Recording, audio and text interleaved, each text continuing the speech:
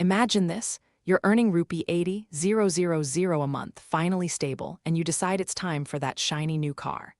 You walk into the showroom, feel the leather, smell that new car smell.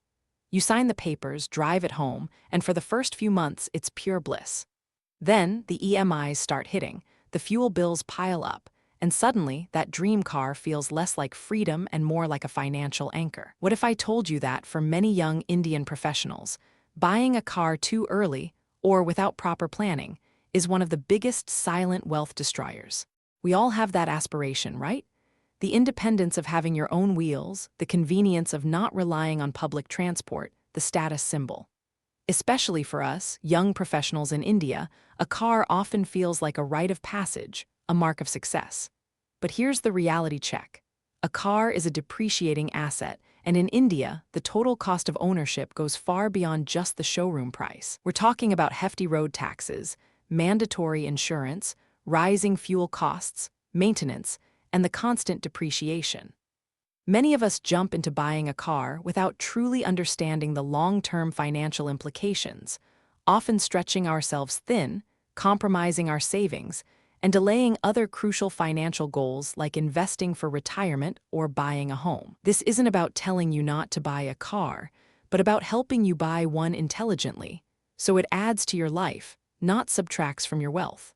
Let's break down the actual cost of owning a car in India, because it's rarely just the EMI. First, there's the ex-showroom price, which is what the manufacturer charges.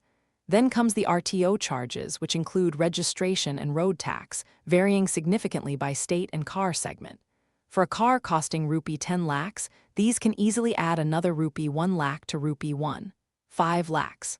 Next, insurance mandatory third-party and comprehensive if you're smart. This is an annual expense, easily rupee 20,000 to rupee 30,000 for a mid-range car, and it only gets more expensive if you're a new driver.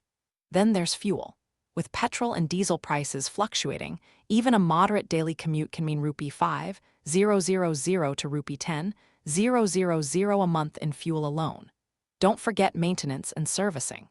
Modern cars need regular checkups, oil changes, tire rotations. These can cost rupee 8,000 to rupee 15,000 annually, depending on the car and service center. And finally, the silent killer, depreciation.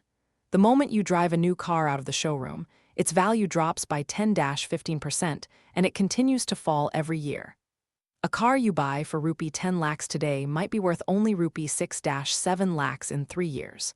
So, when you add up the EMI, fuel, insurance, maintenance, and the invisible cost of depreciation, that rupee 10 lakh car can easily cost you rupee 2 lakhs to rupee 3 lakhs per year, just to own and run. That's a significant chunk of your post-tax income, especially if you're just starting out in your career.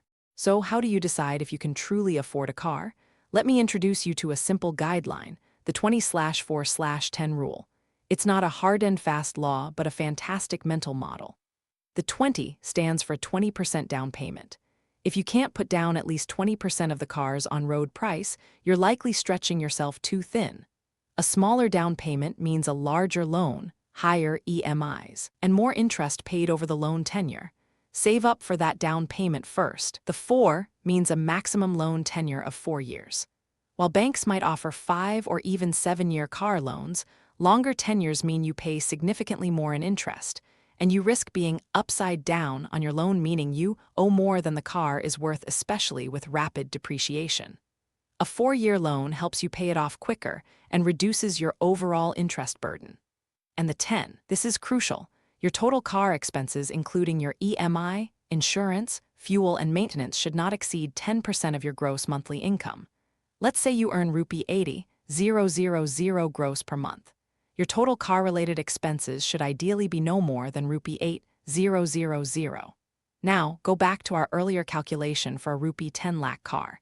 If its total annual running cost is rupee 5 lakhs, that's roughly rupee 21,000 per month. This immediately tells you that a rupee 10 lakh car is likely out of reach for someone earning rupee 80,000 a month if they want to stick to the 10% rule. This rule forces you to be realistic and prevents the car from eating into your financial future. It's a stoic approach to a significant purchase, understanding, and accepting the financial realities before emotional desires take over. All right, so you understand the costs and the 20/4/10 rule. Now, what are some practical strategies to make a smart car purchase? First, delay gratification. Can you manage with public transport, ride-sharing apps, or a two-wheeler for another year or two? Use that time to save aggressively for a larger down payment. The more you put down, the less you borrow, and the less interest you pay. This also allows you to save for an emergency fund, which is crucial before taking on a large EMI. Second, consider a pre-owned car. This is where you can truly beat depreciation. A 2-3-year-old car has already taken the biggest depreciation hit. You can often get a well-maintained car for 30-40% less than its original price. Just ensure you get it thoroughly inspected by a trusted mechanic. Websites like Spinny or Cars24 have made this process much more transparent and reliable in India. Third, evaluate your actual usage. Do you really need an SUV for city driving, or would a compact sedan or hatchback suffice?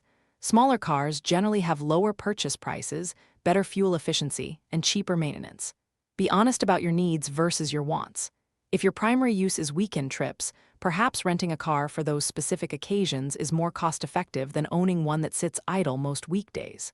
Finally, factor in future financial goals. Are you planning for an MBA, saving for a house down payment, investing in the stock market, or mutual funds for long-term wealth creation? Every rupee spent on a car loan EMI is a rupee not invested in an asset that can grow your wealth. Infosys, for example, is a company whose stock has created immense wealth for its long-term investors. Would you rather own a depreciating asset or a piece of a growing company? This is where your personal finance and career growth pillars intersect. Make sure your car purchase aligns with your broader financial roadmap, not just immediate desires.